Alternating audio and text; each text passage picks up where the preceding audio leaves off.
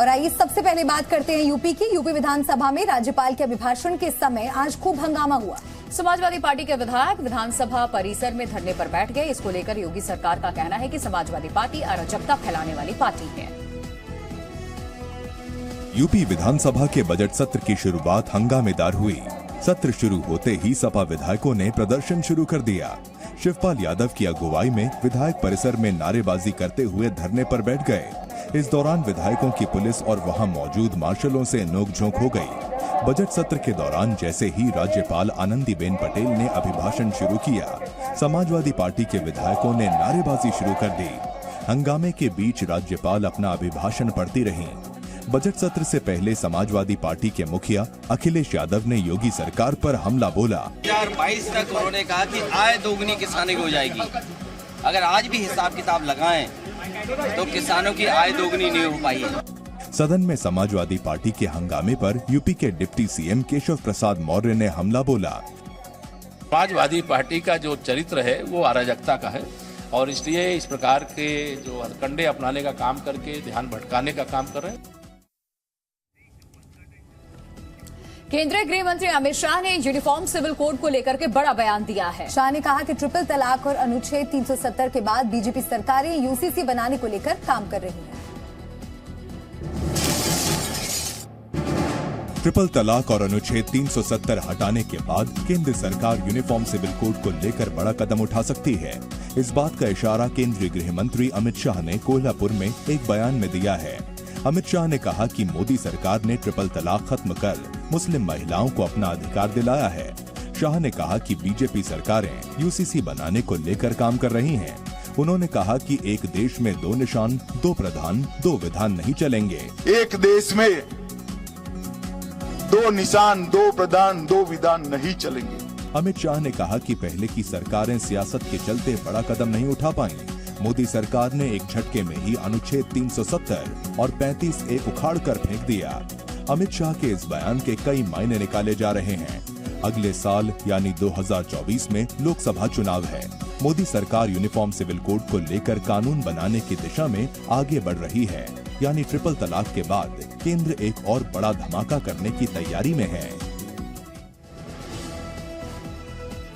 AIMIM प्रमुख असदुद्दीन ओवैसी ने दिल्ली के अपने घर पर पथराव को लेकर कहा है कि जब जुनैद और नसीर को बांधकर जिंदा जलाया जा सकता है तो वो कुछ भी नहीं है।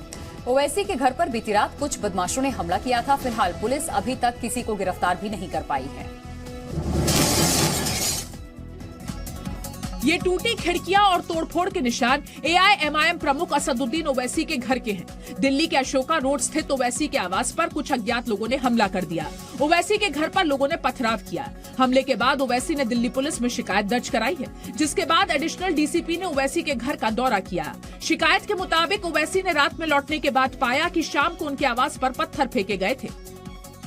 आज हम लोग राजस्थान टोंक में जनसभा थी, वहाँ से जयपुर से हम लोग 11:30 बजे रात को पहुँचे यहाँ पे।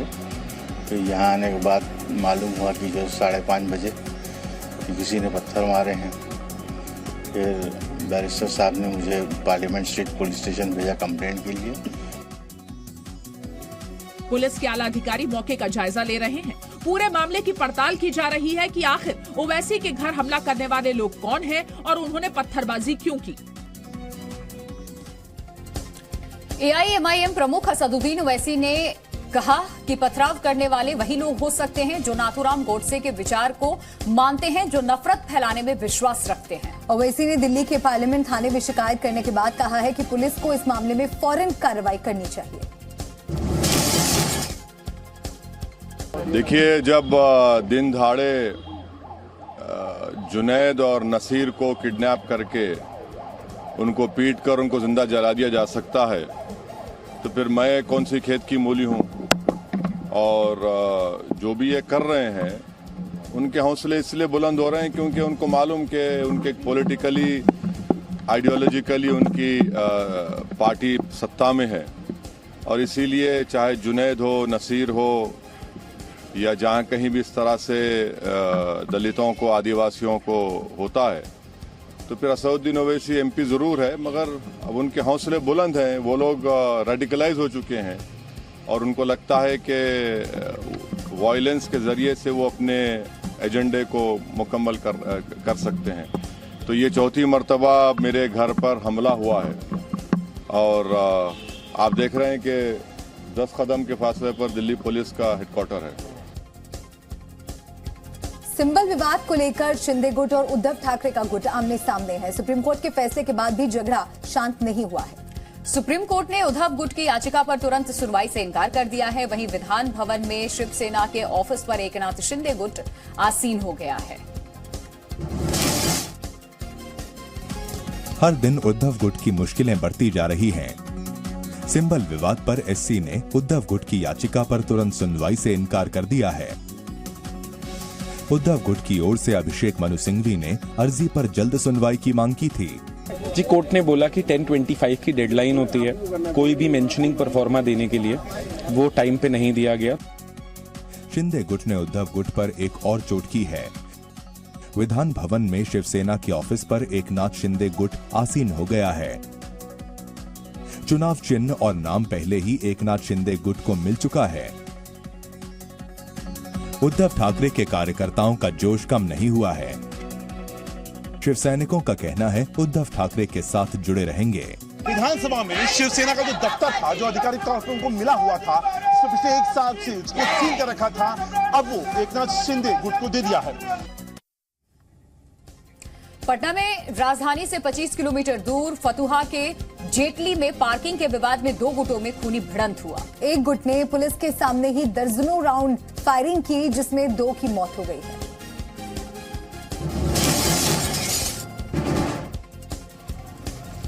फायरिंग के बाद आक्रोशित परिजनों ने दबंग आरोपी उमेश राय के घर और कम्युनिटी हॉल को आग के हवाले कर दिया। इसके बाद आरोपी का घर धू-धू कर जलने लगा। घटना के बाद फायर ब्रिगेड की गाड़ियां आग बुझाने पहुंची। कड़ी मशक्कत के बाद आग पर काबू पाया जा सका। हालांकि तब तक आरोपी का घर और गाड़ी जलकर खाक हो गए। आप हमको बताइएगा ना कि डिप्टी सीएम साहब का क्षेत्र होता है, भाई पटना सुरक्षित नहीं होगा तो क्या सुरक्षित होगा, कहाँ सुरक्षित रहिएगा। फिलहाल पूरे गांव में पुलिस का सख्त पहरा है। इस मामले में 7 लोगों को गिरफ्तार किया गया है। एक का बॉडी यहाँ पे आ गया है और बाकी जो इंजर्ड है वो भी अभी क्रिटिकल है। यहाँ पे हम लोग पुलिस कैंप कर रही है। इसमें हम लोगों ने अभी तक 7 अरेस्टिंग कर ली हैं जो घटना में शामिल थे। बताया जा रहा है कि गाड़ी हटाने को लेकर मामूली विवाद हुआ था, जिसके बाद एक गुट ने पहले गाली गलौज की, फिर कुछ लोग जुटे और ताबड़तोड़ फायरिंग शुरू कर दी, जिसमें 2 लोगों की मौत हो गई जबकि 5 लोग गंभीर रूप से घायल हो गए। दिल्ली के जवाहरलाल नेहरू यूनिवर्सिटी में एक बार फिर हंगामा हुआ है। लेफ्ट और एबीवीपी के समर्थकों के बीच में शिवाजी के कथित अपमान को लेकर दोनों पक्ष आमने सामने आ गए। तस्वीरें जेएनयू की हैं, जहां लेफ्ट और राइट विंग के समर्थकों में झड़प हो गई। एबीवीपी का आरोप है कि लेफ्ट से जुड़े छात्र संगठनों ने छत्रपति शिवाजी महाराज का अपमान किया है। दरअसल एबीवीपी ने छत्रपति शिवाजी की जयंती पर श्रद्धांजलि सभा का आयोजन किया था। आरोप है कि इसी दौरान लेफ्ट से जुड़े छात्रों ने शिवाजी की फोटो का अपमान किया। आते हैं 100 फ्लावर्स ग्रुप से और एसएफआई से लोग आते हैं और छत्रपति शिवाजी का और महाराणा प्रताप जी का दोनों पोर्ट्रेट को बाहर रूम से बाहर फेंक देते हैं। एबीवीपी समर्थकों ने जेएनयू परिसर में प्रदर्शन भी किया। इस दौरान जोरदार नारेबाजी की गई।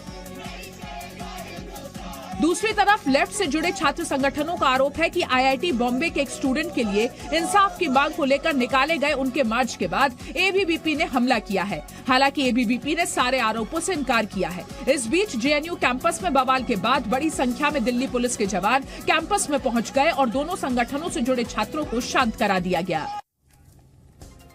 राजस्थान के जुनैद और नासिर की हत्या के मामले में नामजद श्रीकांत पंडित की पत्नी कमलेश के साथ मारपीट के बाद गर्भ में 9 महीने के शिशु की मौत का मामला तूल पकड़ता जा रहा है। बच्चे के शव का पोस्टमार्टम होगा। डॉक्टरों की रिपोर्ट के बाद ही तय होगा कि राजस्थान पुलिस पर लगे आरोपों में कितनी सच्चाई है। भिवानी मर्डर केस में आरोपी श्रीकांत की पत्नी के साथ मारपीट का मामला तूल पकड़ता जा रहा है। दफनाए गए नवजात के शव को पुलिस की मौजूदगी में बाहर निकाला गया। नवजात के शव का आज पोस्टमार्टम किया जाएगा। आरोप है कि राजस्थान पुलिस की पिटाई से महिला के गर्भ में बच्चे की मौत हो गई, जबकि महिला की हालत अभी भी गंभीर बनी हुई है। लोहारू में कंकाल कांड पर विश्व हिंदू परिषद ने पुलिस पर डकैतों की तरह व्यवहार करने का आरोप लगाया है और बेकसूर लोगों को फंसाने पर आंदोलन की धमकी दी है। पूरे मामले पर 22 फरवरी को हिंदू सभा की पंचायत भी बुलाई गई है। परिवार को सुरक्षा मुहैया की जाए और किसी भी प्रकार से किसी निर्दोष बजरंगी को या गोरक्षक को फंसाया गया तो हम सड़क से लेकर न्यायालय तक लड़ाई लड़ेंगे। राजस्थान सरकार का कैरेक्टर सबको पता है कि हिंदू द्रोही सरकार है और पहले से ही इन सब मामलों में चर्चित है। लोहारू में कंकाल कांड पर अलवर सांसद बाबा बालक नाथ योगी ने दुख जाहिर किया है। उन्होंने कहा कि इस तरह की घटनाओं पर हिंदू संगठनों को निशाना नहीं बनाया जाना चाहिए। राजस्थान सरकार पर इरादतन निर्दोषों को फंसाने की कोशिश का आरोप लगाया। खबर मध्य प्रदेश से। मध्य प्रदेश में अब शराब की दुकानों पर बैठकर शराब नहीं पी सकेंगे, यानी दुकानों से शराब की बिक्री तो होगी लेकिन वहां बैठकर पीने की इजाजत नहीं दी जाएगी।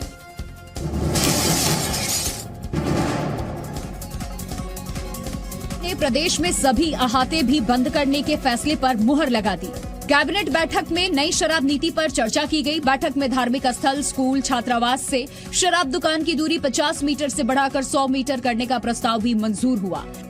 सभी हमारे जो धार्मिक संस्था, girls school, girls college, girls hostel, इनकी दूरी 50 मीटर हुआ करती थी, उसे बढ़ा के अब 100 मीटर किए जाने का, और सभी प्रकार की शैक्षणिक संस्थाएं, अभी तक 1-2 का ही मार्ग था, अब सभी प्रकार की शैक्षणिक संस्थाएं। इसके अलावा गाड़ी चलाते वक्त शराब पिए पकड़े जाने पर ड्राइविंग लाइसेंस निरस्त किए जाने का भी प्रावधान किया गया। नरोत्तम मिश्रा ने कहा कि शराब पीने को हतोत्साहित करने के लिए कड़े फैसले लिए गए हैं।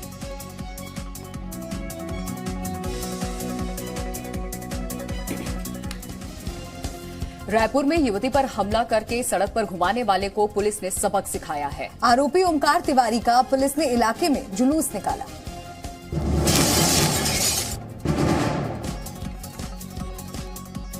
छत्तीसगढ़ के रायपुर में एक सनसनीखेज मामला सामने आया है। यहाँ एक शख्स ने नाबालिग युवती पर जानलेवा हमला किया और उसके बाद युवती के बाल पकड़कर उसे सड़क पर भी घुमाया। घटना का वीडियो सोशल मीडिया पर वायरल हो रहा है। बता दें कि जिस दिन आरोपी ने नाबालिग के साथ बर्बरता दिखाई, उस समय कोई भी शख्स उसकी मदद के लिए आगे नहीं आया। वारदात के बाद पुलिस से बचने के लिए मिट्टी तेल अपने ऊपर डालकर खुदकुशी की धमकी देता रहा। कड़ी मशक्कत के बाद आरोपी को पुलिस ने गिरफ्तार किया। आरोपी को सबक सिखाने के लिए पुलिस ने ओमकार तिवारी की उसी सड़क में कान पकड़कर जुलूस निकाला है।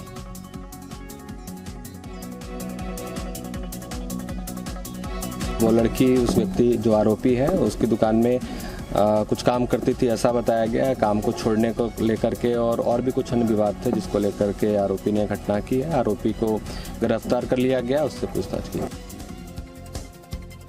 और अब बात निकी मर्डर केस की।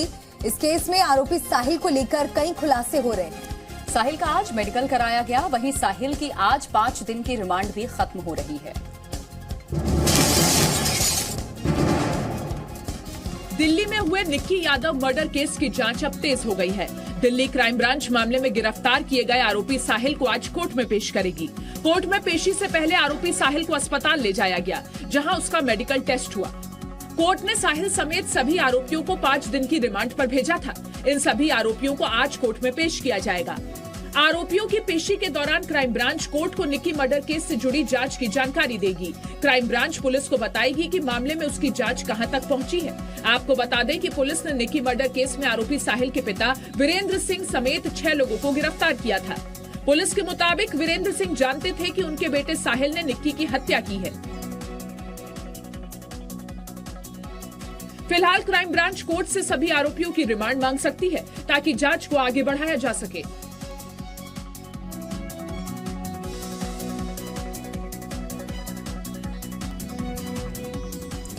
जम्मू कश्मीर के सोनमर्ग में बर्फीले तूफान से तबाही मची हुई है। एवलांच के बाद कई घर मलबे में तब्दील हो गए। प्रभावित इलाके में सेना मदद कर रही है।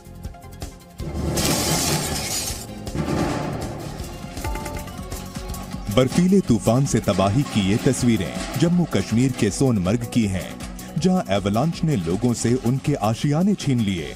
एवलांच की ये घटना सोनमर्ग के रेजान इलाके में हुई, जिसमें करीब रिहायशी इलाकों के कई घरों को नुकसान हुआ है। तस्वीरों में देख सकते हैं कि कैसे बर्फीले तूफान के बाद लोगों के घरों का मलबा फैला है। स्थानीय अधिकारियों के मुताबिक यहाँ भारी बारिश के बाद आए एवलांच से 9 घरों को नुकसान हुआ है। एवलांच के बाद श्रीनगर लेह राष्ट्रीय राजमार्ग पूरी तरह बंद हो गया। एवलांच के बाद भारतीय सेना और राहत बचाव दल मौके पर पहुंचा और एवलांच में फंसे कई लोगों को रेस्क्यू किया और प्रभावित लोगों को खाने का सामान और जरूरी चीजें मुहैया कराई। इलाके में रास्तों पर पड़ी बर्फ को हटा लिया गया है और प्रभावित क्षेत्र के निवासियों को सुरक्षित स्थानों पर ले जाया गया है और लोगों को एवलांच संभावित इलाकों में न जाने की सलाह दी है। कांग्रेस सांसद राहुल गांधी ने जम्मू कश्मीर के गुलमर्ग में अपनी बहन प्रियंका गांधी वाड्रा के साथ स्नोमोबाइल की सैर की। भारत जोड़ो यात्रा के आखिरी दिन भी राहुल और प्रियंका यहां बर्फबारी में खूब मस्ती करते दिखाई दिए।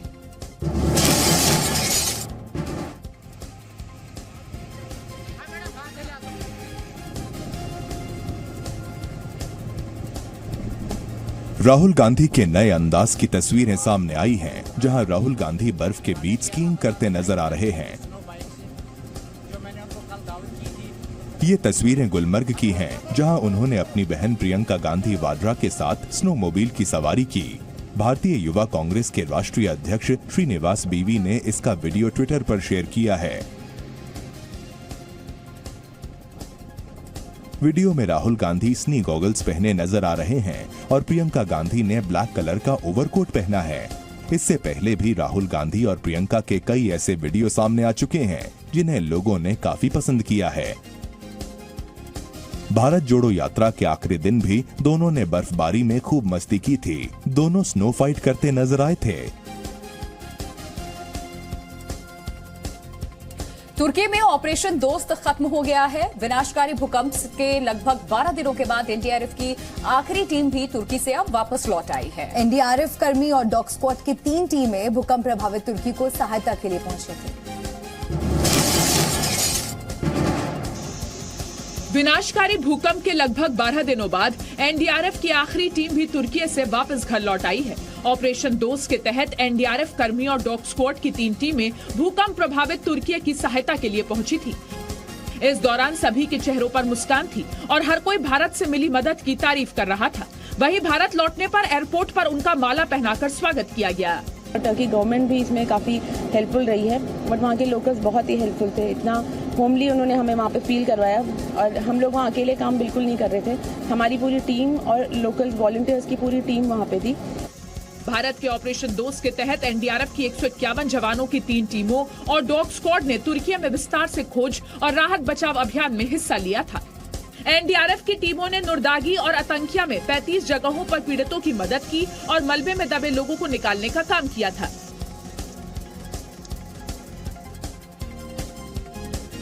फरवरी में ही पहाड़ी इलाकों में पारा चढ़ने लगा है। शिमला में गर्मी ने 17 साल का रिकॉर्ड तोड़ दिया है।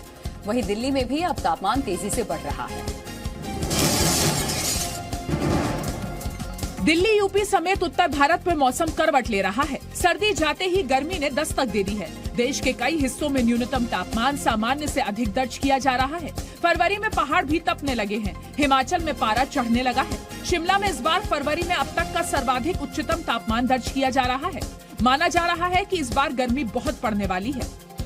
हमने आज पहली बार देखा कि बर्फ नहीं पड़ी और टेम्परेचर बहुत हाई हो गया है। आने वाले समय में तो बहुत मुश्किल हो जाएगी। गर्मी तो लग रहा है कि बहुत ज्यादा बढ़ जाएगी। मौसम विभाग के मुताबिक पंजाब और पश्चिमी राजस्थान में कई स्थानों पर हरियाणा, चंडीगढ़, दिल्ली से भी तापमान अधिक रहा। दिल्ली में रविवार को न्यूनतम तापमान 11.4 डिग्री सेल्सियस दर्ज किया गया। अगर आप ओवरऑल बात करें तो अभी एक वेस्टर्न डिस्टर्बेंस है जो अभी आज रात से आज से ही जम्मू कश्मीर को अफेक्ट करेगा और कल से हिमाचल प्रदेश, उत्तराखंड को अफेक्ट करेगा। रेप और हत्या के मामले में सजा काट रहा राम रहीम पैरोल पर बाहर है, लेकिन पैरोल के दौरान जिस तरह उसके वीडियो सामने आ रहे हैं उससे कई सवाल उठ रहे हैं। और मौजूदा पैरोल में राम रहीम ने अपना दूसरा गाना रिलीज किया है।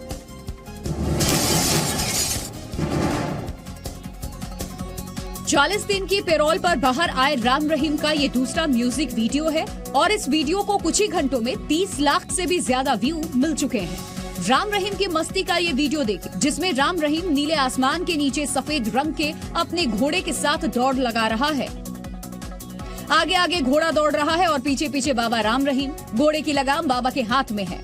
वीडियो का एक फ्रेम बता रहा है कि राम रहीम फुल एंजॉय कर रहा है। सलाखों से बाहर आकर उन सारी हसरतों को पूरा किया जा रहा है जो जेल की हवा खाने के बाद अधूरी रह गई थी। 46 सेकंड का ये वीडियो बरनाला आश्रम का बताया जा रहा है, जहां राम रहीम हुडी कैप पहने दिख रहा है, ऑरेंज कलर का लोअर पहना है। राम रहीम घोड़े की लगाम थामे दौड़ लगा रहा है। फिटनेस पर जोर दिया जा रहा है। आश्रम के एक छोर से दूसरे छोर को कदमों से नापा जा रहा है।